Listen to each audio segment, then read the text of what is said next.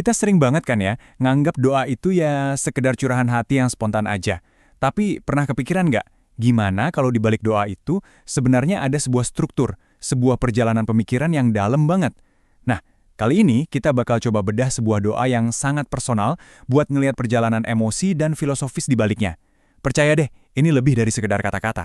Oke, kita mulai dari kalimat pertamanya. Coba perhatiin deh, ini bukan permintaan loh, bukan juga tuntutan, tapi sebuah pengakuan. Hambamu yang lemah ini sadar.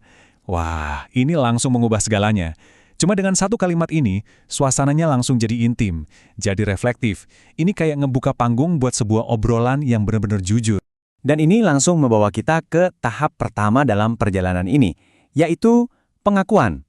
Jadi, sebelum minta solusi, ada satu hal yang jauh lebih berat yang dilakuin di sini, yaitu ngelihat kenyataan apa adanya, sepahit apapun itu, dan mengakuinya dengan tulus di hadapan Tuhan.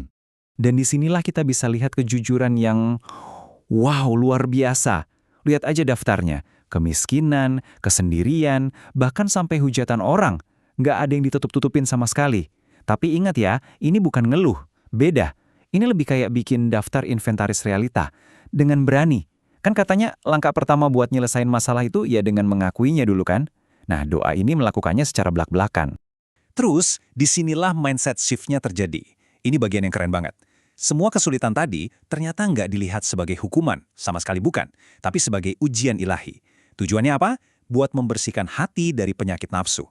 Ini namanya reframe yang kuat banget. Cara pandangnya langsung berubah total. Dari yang tadinya, kenapa sih ini terjadi sama aku? Jadi, oke, apa ya pelajaran yang bisa aku ambil dari sini? Oke, setelah jujur sama keadaan, doanya lanjut kemana? Mungkin kita mikir, ya minta solusi dong. Ternyata enggak. Doa ini lanjut ke memohon ampunan.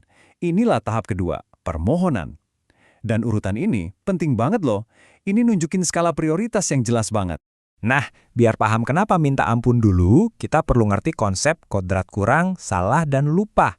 Anggap aja ini kayak pengakuan adanya bug di sistem operasi kita sebagai manusia, ya kan? Kita punya niat baik, tapi lupa. Kita udah berusaha bener, tapi tetap aja salah. Kita selalu ngerasa kurang. Jadi di sini, yang berdoa nggak nyalahin dunia luar, tapi justru ngelihat ke dalam diri sendiri dan bilang, sumber masalahnya itu ya di aku, di kodratku sebagai manusia. Jadi poin utamanya di sini nih. Permohonannya itu bukan supaya puasa dikehendaki atau masa ujian ini cepat-cepat berakhir. Bukan. Tapi untuk dikasih kekuatan dan kesabaran biar bisa lulus. Mirip kayak seorang atlet. Dia nggak berdoa supaya pertandingannya dibatalin. Tapi dia berdoa supaya bisa tampil maksimal. Fokusnya itu geser total dari hasil akhir ke kualitas proses dan ketabahannya. Nah, sekarang kita sampai ke intinya. Di bagian inilah akhirnya ada permintaan untuk kehidupan yang lebih baik. Tapi ada tapinya. Permintaan ini datang dengan sebuah syarat yang dalam banget. Ini bukan sekedar minta mau ini mau itu. Beda. Coba deh kita lihat perbandingan ini. Ini kayak filter internal yang canggih banget. Pertanyaannya simpel. Minta hidup lebih baik itu buat apa sih? Apakah cuma buat muasin ego dan keinginan pribadi? Atau sebagai bekal buat ibadah dan biar bisa berguna buat orang lain? Ini doa yang sadar diri banget, seolah-olah lagi nge-audit motivasinya sendiri sebelum berani minta. Dan inilah yang membawa kita ke puncak dari perjalanan doa ini, penyerahan mutlak. Disinilah kedamaian itu akhirnya ditemuin. Bukan karena masalahnya tiba-tiba beres ya, tapi karena ada iman dan kemauan untuk melepaskan kendali sepenuhnya. Kalimat ini adalah deklarasi finalnya, puncaknya.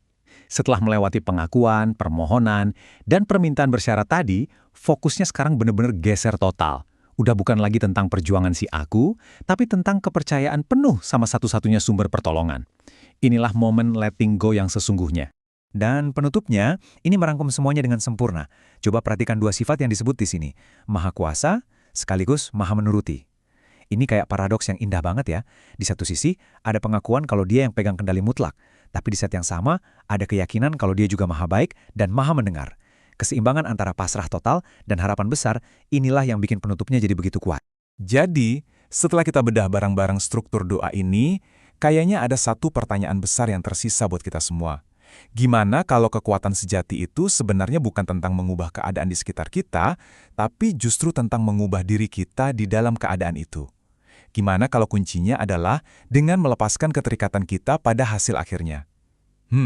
Sebuah pemikiran yang mungkin bisa kita bawa pulang dan renungkan.